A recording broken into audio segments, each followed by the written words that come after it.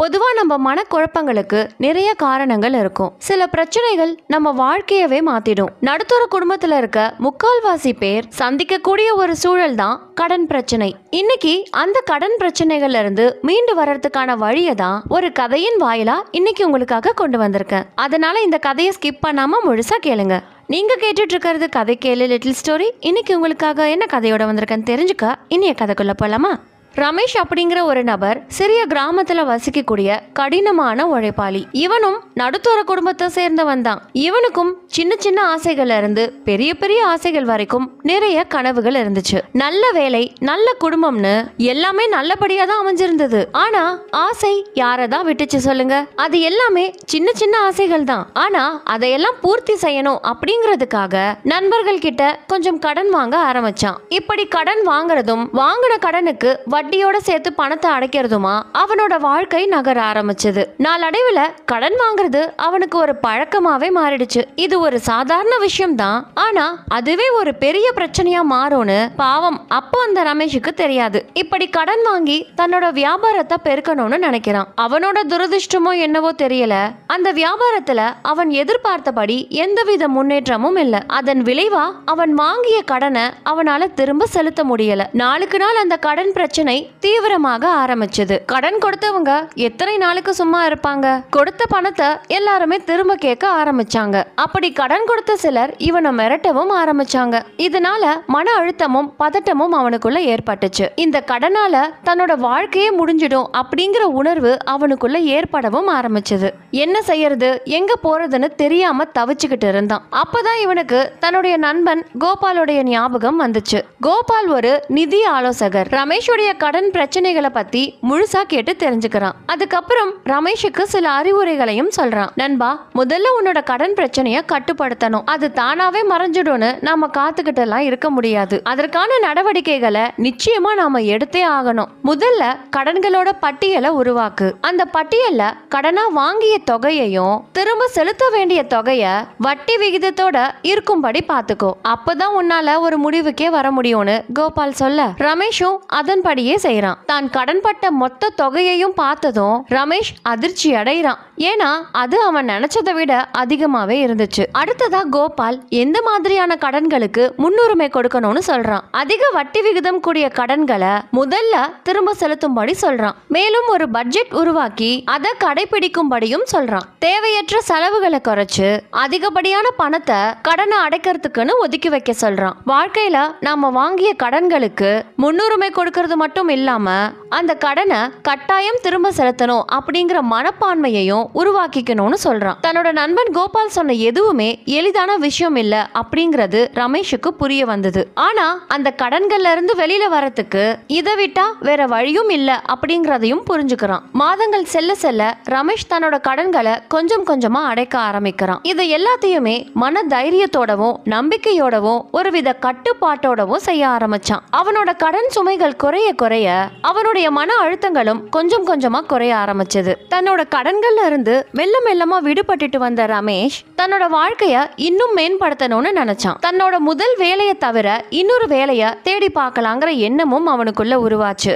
ஆனா இரண்டாவது வேலைய எப்படி சமாளிக்கிறது? தன்னோட குடும்பத்துக்குன்னு போதுமான நேரத்தை செலவிட முடியுமா? இதை எல்லாத்தையும் விட முக்கியமா உடல் ஆரோக்கியத்தை பத்தியும் யோசிக்க ஆரம்பிச்சான். இத பத்தி தன்னோட நண்பன் கோபால் கிட்டயே சொல்லி அதற்கான நல்ல தீர்வையும் கேட்கலான்னு போறான். இதையெல்லாம் கேட்ட கோபால் ரமேஷ பார்த்து, ரமேஷ், உன்னோட உழைப்ப பத்தி எனக்கு நல்லாவே தெரியும். நிச்சயமா உன்னால 2 வேலைகளையும் சமாளிக்க முடியும். முதல்ல உன்னோட ஆர்வம் என்னங்கறத தெரிஞ்சுக்கோ. அதுக்கு ஏத்த மாதிரி ஒரு வேலையை தேடுறதுதான் புத்திசாலி. அடுத்ததா உனக்கான நேரத்தை சரியா பிரிச்சுக்கோ. 2 வேலைகளுக்குமே முக்கியத்துவம் கொடுக்கிற மாதிரி உன்னோட நேரத்தை பிரிச்சுக்கோ. அடுத்ததா உன்னோட உடல் நலத்தையும் நீ தான் முக்கியமா கவனிச்சுக்கணும். ஏன்னா இங்க நிறைய பேர் செய்யற முக்கியமான தவறே அதான். சம்பாதிக்கிறதுல மட்டுமே கவனத்தை செலுத்திட்டு உடல் ஆரோக்கியத்துக்கு முக்கியத்துவம் கொடுக்கறது இல்ல. நம்ம உடல் ஆரோக்கியமா இருந்தாதான் நம்மால எதையுமே வெற்றிகரமா செய்ய முடியும். அதனால உன்னோட உடல் நலத்துல கண்டிப்பா கவனம் செலுத்தணும் அப்படின்னு கோபால் சொன்ன வார்த்தைகள் ரமேஷுக்கு புதிய உத்வேகத்தையே கொடுத்தது. தன்னோட சிறு வயதுல இருந்தே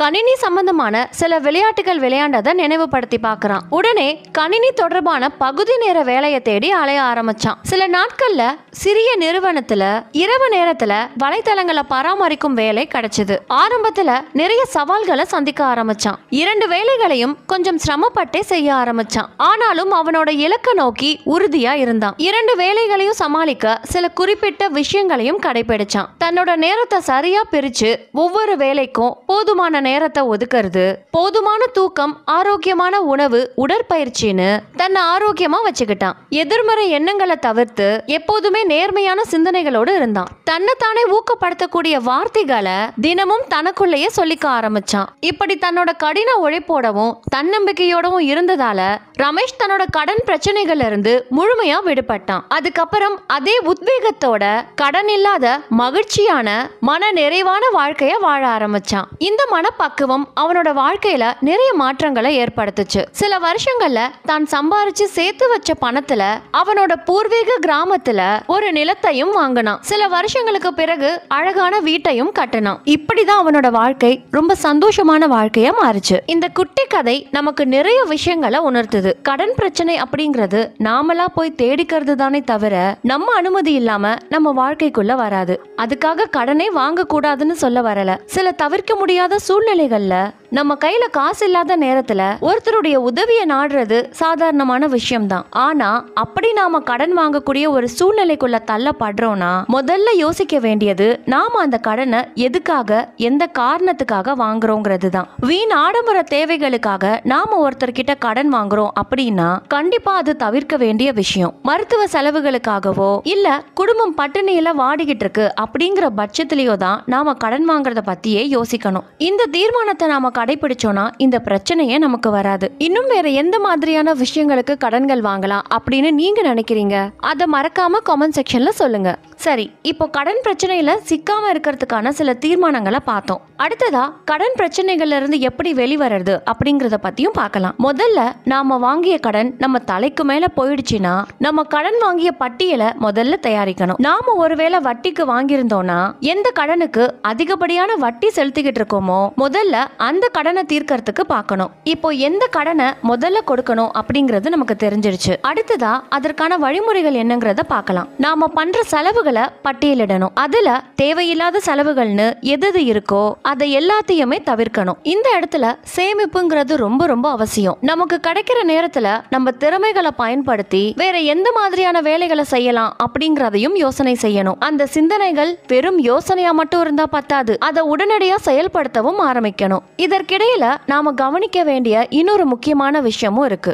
அது நம்ம மனசையும் உடல் ஆரோக்கியத்தையும் சம்பந்தப்பட்டது. சத்தான உணவுகளை சாப்பிடுறது, எந்த சிந்தனைகளும் இல்லாத நிம்மதியான தூக்கத்தை எடுத்துக்கிறது ரொம்ப ரொம்ப அவசியம். இப்ப உங்களுக்குள்ள ஒரு சந்தேகம் வரலாம், இவ்வளவு கடன் பிரச்சனை இருந்தா எப்படி நிம்மதியா தூங்குறதுன்னு. இந்த கேள்வி சரியானதுதான். ஆனா நாம ஒரு விஷயத்தை போட்டு குழப்பிக்கிட்டே இருக்கிறதுனால நம்மால எந்த தீர்வையுமே கண்டுபிடிக்க முடியாது. நமக்கு எந்த பிரச்சனைகள் வந்தாலும் நமக்குள்ள இருக்க நம்பிக்கையை மட்டும் நம்ம கைவிடவே கூடாது. முக்கியமா இந்த கடன் பிரச்சனைகள்ல இருந்து வெளியில வர்றதுக்கு நேரமும் முயற்சியும் கண்டிப்பா தேவைப்படும். இது ரெண்டும் இருந்தா அந்த பிரச்சனைகள்ல இருந்து வெளியில வர்றது சாத்தியமான ஒண்ணுதான். அதுக்காக குறுக்கு வழியில போய் அந்த கடனை அடைக்கணும் அப்படிங்கிற எந்த முயற்சியும் நாம எடுக்க கூடாது. ஏன்னா அது வேற சில பிரச்சனைகள்ல நம்மளை கோத்து விட்டுடும். நாம செய்யற செயல்கள்ல நேர்மையாகவும் கவனமாகவும் இருக்கணும். அப்படி இருந்தாலே இந்த மாதிரியான பிரச்சனைகள்ல இருந்து நம்மால எளிமையா விடுபட முடியும். இன்னொரு முக்கியமான விஷயம், நம்ம வாழ்க்கையில எந்த மாதிரியான பிரச்சனைகள் வந்தாலும் சரி, நமக்குள்ள எதிர்மறையான எண்ணங்கள் மட்டும் வளரவே கூடாது.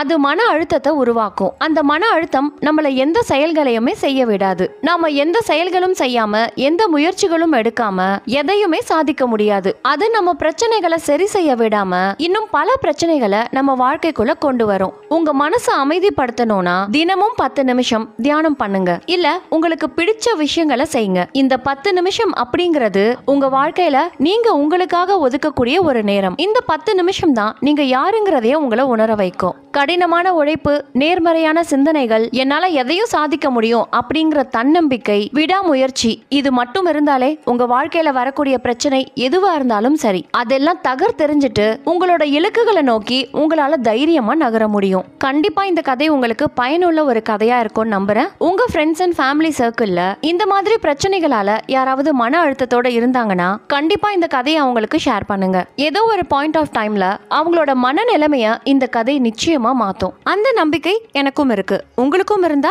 கண்டிப்பா ஷேர் பண்ணுங்க. அப்புறம் இந்த கதை உங்களுக்கு பிடிச்சிருந்தா மறக்காம தம்ஸ் அப் பண்ணுங்க. மீண்டும் வேற ஒரு சுவாரஸ்யமான கதையில நான் உங்களை சந்திக்கிறேன். தேங்க்யூ.